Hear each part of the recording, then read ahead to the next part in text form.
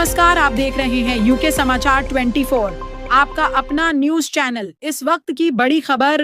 लाटरदेवा हून स्थित एक फार्मा कंपनी में 15 दिन से कर्मचारी धरने पर बैठे हुए हैं, लेकिन उनके बीच किसी भी अधिकारी ने जाकर कोई शुद्ध नहीं ली।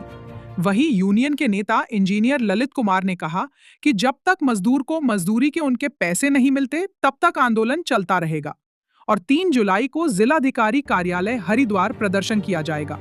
उन्होंने जानकारी देते हुए बताया कि दवाई कंपनी में अवैध रूप से बिना ड्रग्स विभाग के लाइसेंस के दवाइयां बन रही हैं।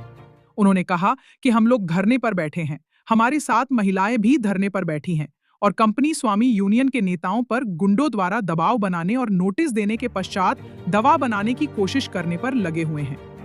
वहीं कपिल छाबड़ा ने कहा कि जब तक मजदूरों को मजदूरी का पैसा नहीं मिल पाता जो श्रम अधिनियम के तहत मिलता है और मजदूरों को कंपनी में नहीं रखा जाता, जब तक आंदोलन चलता रहेगा।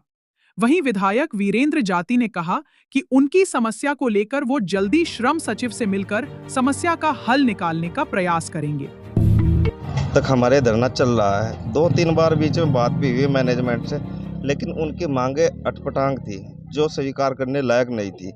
वह कह रहे थे कि हम आपकी मांगे तो मान लेंगे, लेकिन ये 70 महिलाएं में से सिर्फ 30 को रखेंगे, जो हमें स्वीकार नहीं है। अगर हम इनके हक अधिकार के लिए बैठे हैं तो सभी जितने भी वर्कर हैं सभी के हक अधिकार के लिए बैठे हैं। हम एक के साथ भी अन्याय नहीं होने देंगे।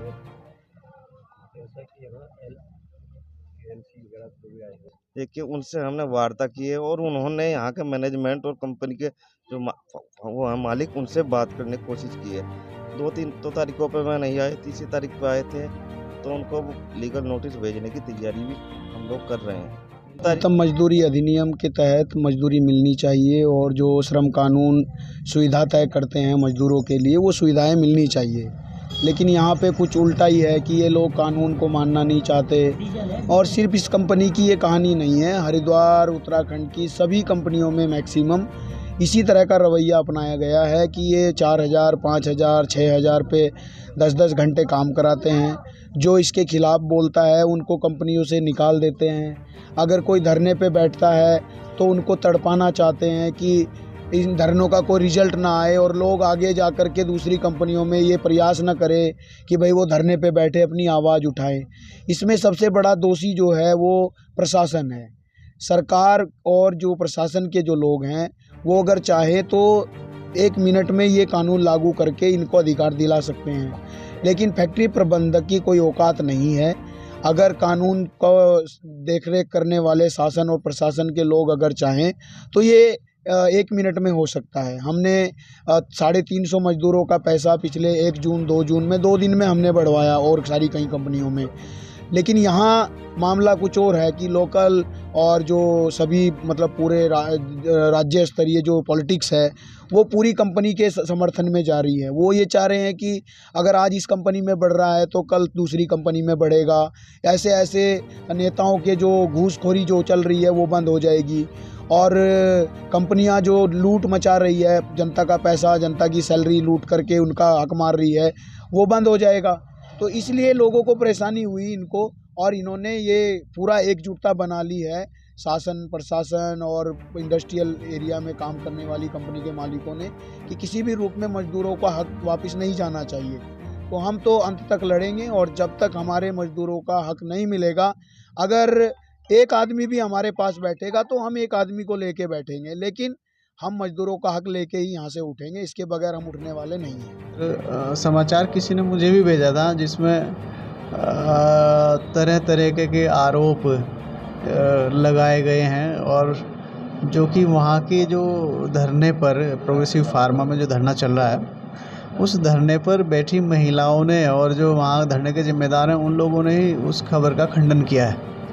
तो मुझे लगता है जो भी समाचार प्रकाशित कर रहा है उसको हो सकता है कि कुछ इंडिविजुअल परेशानी हो, दिक्कत हो या कुछ और चीज़ें हो।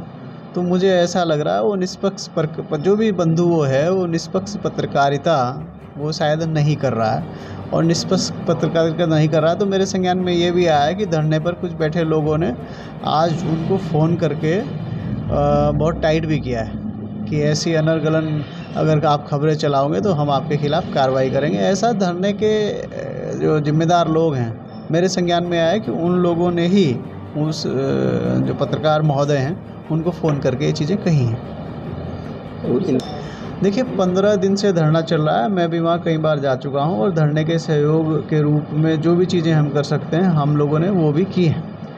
और जितने भी अधिकारीगण हैं इसमें deputy labour commissioner, assistant labour commissioner और इसमें जो वहाँ लेबर इंस्पेक्टर हैं, वार्ता के क्रम में वो लोग भी आ चुके हैं। कई बार हमारे जो डेलीगेशंस हैं उन लगभग 3 बार इसमें वार्ता हो चुकी, लेकिन कुछ चीज़ें हैं जो कुछ शर्तें हैं जो चीज़ें नहीं फुलफ़िल हो पाई और अभी तक इसका निराकरण नहीं हो पाया। एक नए स्तर से बात करने के लिए आज जो श्रम सचिव हैं, आज उनको भी एक हम पत्र लिख रहे हैं और पहले भी उनसे वार्ता हुई और इसी के क्रम में जो प्रमुख अधिकारी हैं श्रम विभाग से जुड़े हुए, उनसे भी संपर्क साध करके प्रयास करेंगे कि इसका निस्तारण जल्द से जल्द हो और जितने भी हमारे श्रमिक भाई, जितने भी श्रमिक बहनें हैं, सबको न्यूनतम वेतन जो है वो सुनिश्चित हो, सबको न्यूनतम वेतन मिले।